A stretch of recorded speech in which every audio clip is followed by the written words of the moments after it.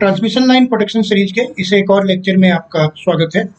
ये एक बहुत ही छोटा सेशन होगा जिसके अंदर हम इन फीड का इफेक्ट देखेंगे। डिस्टेंस रिले के रीच सेटिंग्स के ऊपर क्या क्या इफेक्ट होता है। अगर इन फीड का इफेक्ट हम कंसिडर करते हैं तो जोन 1 के रीच पर क्या फर्क पड़ता है, जोन 2 के रीच पर क्या फर्क पड़ेगा और जोन 3 के रीच पर क्या फर्क पड़ेगा।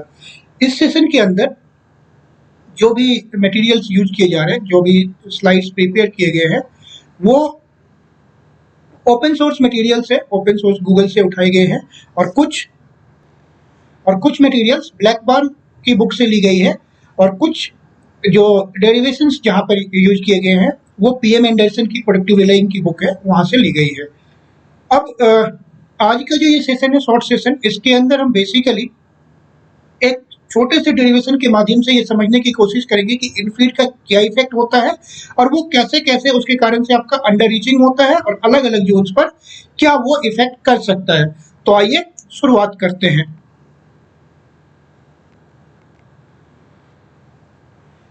सबसे पहले जो आपको आपके स्क्रीन पर ये सिंपल एक सिंगल लाइन डायग्राम दिख रहा है, इसके अंदर अभी लास्ट जब सेशन हमने किया था तो वहां पर हमने डिस्टेंस प्रोटेक्शन को कंप्लीट डिटेल में आपको एक्सप्लेन किया था।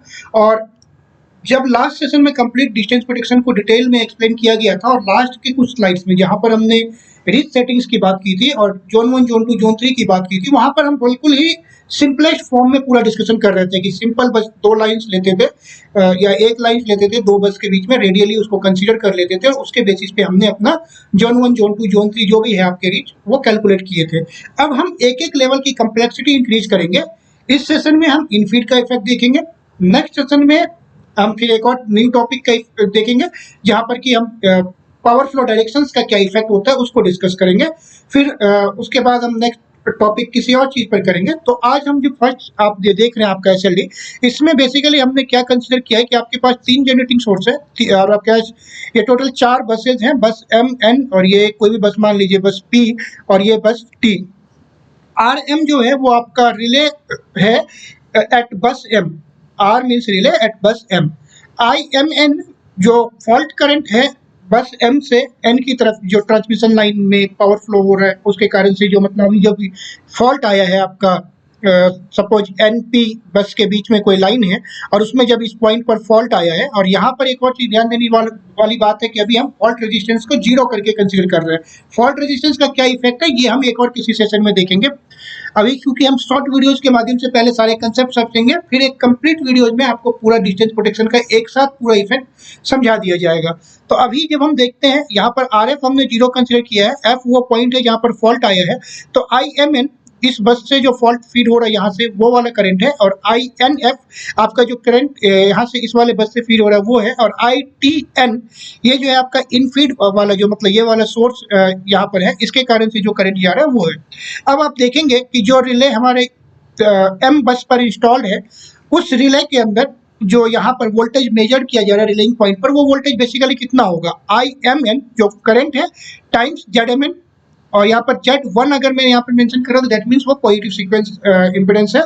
पर आप सिंपल टर्म्स में समझने की कोशिश करेंगे तो IMN fault current times ZMN impedance plus INF जो कि आपका ये वाला करंट है into Z of NF। ZNF जो है ये यहाँ से N से लेकर के और F के बीच तक का जो इंपेडेंस है वो है।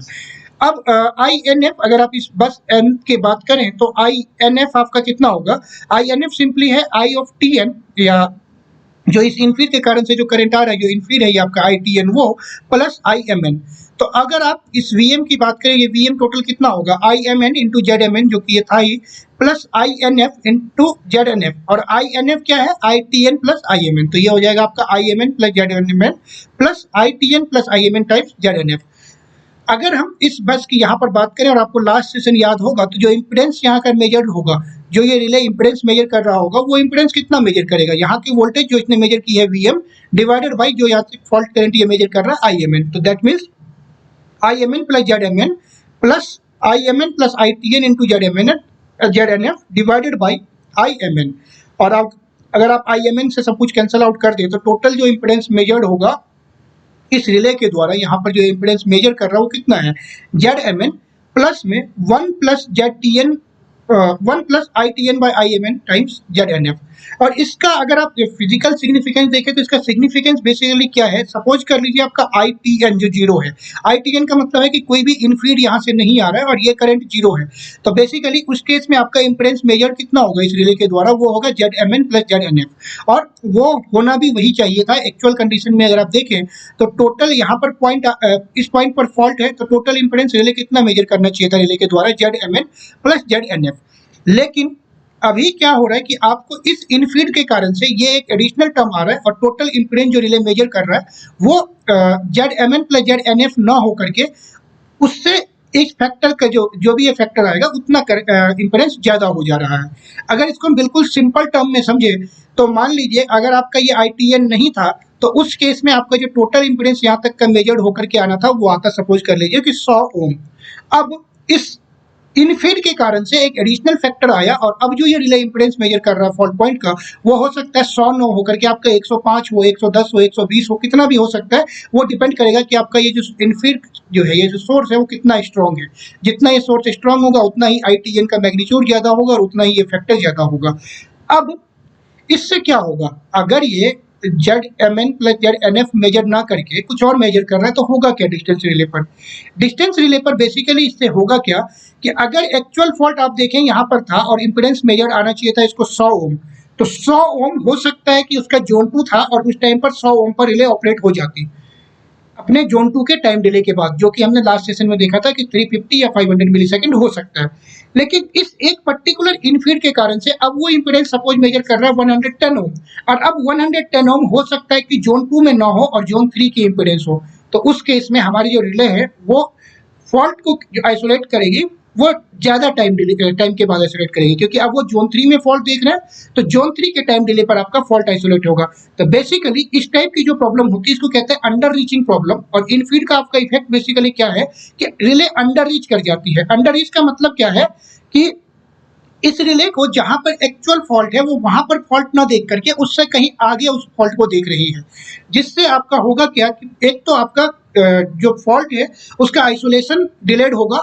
दूसरा ये भी हो सकता है कि वो फॉल्ट सपोज कर लीजिए कि अभी जोन 2 में आना चाहिए था या जोन 3 में आ रहा है, जोन 3 में सपोज वो फॉल्ट है, लेकिन जब वो इनफीड के कारण से इम्पीडेंस कैलकुलेट किया तो इम्पीडेंस इतना ज्यादा हो गया कि वो किसी भी जोन में ही नहीं आ रहा है, तो उस केस में रिले आपकी ऑपरेट भी ना करे, तो ये भी हो सकता है। तो अब हम ये समझने की कोशिश करते हैं कि इनफीड का इफेक्ट कौन कौन से जोन के रीच सेटिंग पर पड़ेगा। अगर आपको याद हो तो जोन 1 का जो रीच होता है वो ओनली 80% होता है। ओनली 80% का मतलब क्या है कि जो प्रिंसिपल लाइन है एम एन बस के बीच की जो प्रिंसिपल लाइन है उसका 80% इम्पीडेंस, दैट मीन्स, और आप देख रहे हैं कि इनफीड जो है वो नेक्स्ट बस के ऊपर ही उसका इफेक्ट आना है। तो अगर जोन 1 की बात करें, जोन 1 80% ऑफ प्रिंसिपल लाइन है तो जोन 1 के ऊपर इनफीड का कोई इफेक्ट नहीं होता है। तो रीच सेटिंग में जब हम इनफीड का इफेक्ट कंसीडर करते हैं तो जोन 1 में उसका कोई इफेक्ट नहीं आता है। नेक्स्ट आता है कि क्या जोन 2 पर इफेक्ट होता है। जोन 2 पर डेफिनेटली इफेक्ट होता है, क्योंकि अगर आप देखें कि जोन 2 जो है वो नेक्स्ट बस से आगे का है, तो जैसे ही जोन 2 अब क्योंकि 120% था और अगर आप जोन 2 120% लेकर के सपोज यहाँ तक चल रहे हैं, उस केस में हम अगर इनफीड का इफेक्ट कंसीडर करें तो हो सकता है उस रिले को जोन 2 का फॉल्ट वो जोन 3 में देखे। तो अब आप इससे बचने के लिए आपको क्या करना पड़ेगा, या तो आपको जोन 2 का रीच कम करना है, या आप रिले को जो है ये बोल सकते हैं कि रिले अंडर रीच करनी ही करनी है हर बार, तो आपका डिलेड क्लियरेंस होगा।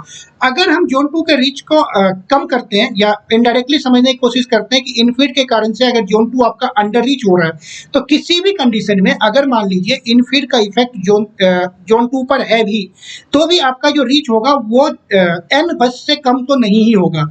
और हमारा मेन फोकस क्या होता है, हमारा मेन फोकस होता है जो एम एन बस के बीच में हमारी प्रिंसिपल लाइन है उसको प्रोटेक्ट करना और इंस्टेंटेनियसली फॉल्ट क्लियर करना। अब क्योंकि जोन 2 में अगर इनफीड का कितना भी इफेक्ट होगा तो वो इफेक्ट इतना स्ट्रांग नहीं हो सकता है कि रीच को एन बस से पीछे ले आए। क्यों? क्योंकि एन बस के बाद ही उसका इफेक्ट शुरू हो रहा है। तो दैट मीन्स जोन 2 पे डेफिनेटली आपकी रिले अंडर रीच होगी, लेकिन इस अंडर रीच से ऐसा नहीं होगा कि आपका जो फॉल्ट इंपीडेंस है या जो रिले की रीच है वो एन बस से पीछे आ जाए। जोन 1 कोई इफेक्ट नहीं, जोन 2 रिले अंडर रीच करेगी, लेकिन आपका जो इफेक्ट है वो नेक्स्ट बस से अंडर नहीं आ सकता है। मेजर इसका इफेक्ट होता है जोन 3 पर। क्यों? क्योंकि आप देखें तो जोन 3 हमारा जो होता है बहुत ही लार्ज होता है। जोन 3 बेसिकली जो एन बस है, इससे जो सबसे लॉन्गेस्ट लाइन होगी वहां तक का एरिया है। अब अगर वहां तक का एरिया ले रही है और प्लस उसमें इनफीड का भी इफेक्ट आ जाए, तो रिले जो इंपेडेंस मेजर करेगा वो बहुत ही ज्यादा इंपेडेंस मेजर कर रहा होगा। इस बहुत ज्यादा इंपेडेंस के मेजरमेंट से होता क्या है कि एक न्यू टाइप की प्रॉब्लम क्रिएट होती है कि अब जो रिले है वो इतना लॉन्ग एरिया कवर कर रहा है कि वहां पर लोड इंक्रोचमेंट का इफेक्ट होता है, और लोड इंक्रोचमेंट का जो इफेक्ट होता है डिस्टेंस रिले के परफॉर्मेंस पर, उसे हम एक सेपरेट सेशन में देखेंगे।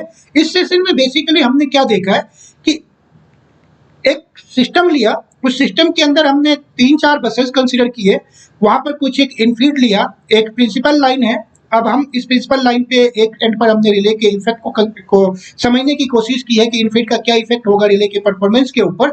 और बेसिकली जब हमने इसका एक्चुअल इंपेडेंस जो रिले मेजर कर रहा है उसे कैलकुलेट किया, तो अब हम देखते हैं कि उसका जोन 1 पर कोई इफेक्ट नहीं है। जोन 2 में रिले अंडर रीच करेगी, और अंडर रीच के कारण से कितना भी अंडर रीच हो जाए तो नेक्स्ट बस से पीछे नहीं आ सकता है। और जोन 3 पे बहुत ज्यादा इफेक्ट होगा रीच पे, और जोन 3 के रीच में बहुत ज्यादा इफेक्ट होने के कारण से आप लोड इंक्रोचमेंट वाले एरिया में रीच कर जाते हैं। लोड इंक्रोचमेंट क्या होता है वो हम एक सेपरेट सेशन में देखेंगे।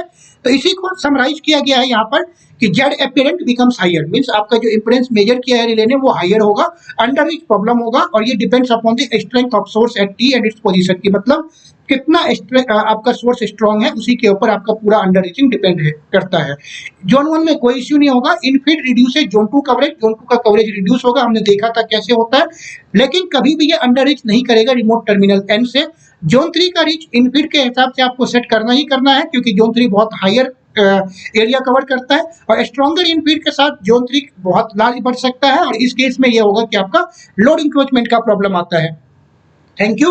नेक्स्ट सेशन में हम एक और शॉर्ट वीडियो करेंगे जहां पर कि हम बेसिकली या तो लोड इंक्रोचमेंट को स्टडी करेंगे, या हम स्टडी करेंगे pre fault power flow direction जो होता है उसका डिस्टेंस रिले के परफॉर्मेंस पर क्या इफेक्ट होता है। अभी के लिए हम यहीं तक रखते हैं। नेक्स्ट सेशन में जब हम डिस्कस करेंगे फॉल्ट रेजिस्टेंस का इफेक्ट डिस्टेंस रिले के परफॉर्मेंस पर, और उसके जस्ट बाद हम डिस्कस करेंगे pre fault power flow direction का इफेक्ट डिस्टेंस रिले के परफॉर्मेंस पर। और जब हम इन सभी टॉपिक को समझ जाएंगे तब हम एक कंप्लीट वीडियोज लेकर के आएंगे। यहाँ पर एक और इम्पोर्टेंट चीज आपको ध्यान देने वाली बात यह है कि इस प्रोटेक्शन सीरीज के लेक्चर्स में जो भी वीडियोज आपके सामने आ रहे हैं वो सभी ओपन सोर्स मटेरियल से लिए गए हैं। इसमें किसी भी प्रकार के किसी भी ऑर्गेनाइजेशनल मटेरियल्स को यूज नहीं किया जा रहा है, ना ही किसी वेंडर स्पेसिफिक रिले के बारे में, वेंडर स्पेसिफिक रिले के एल्गोरिथम के बारे में आपको कुछ बताया जा रहा है।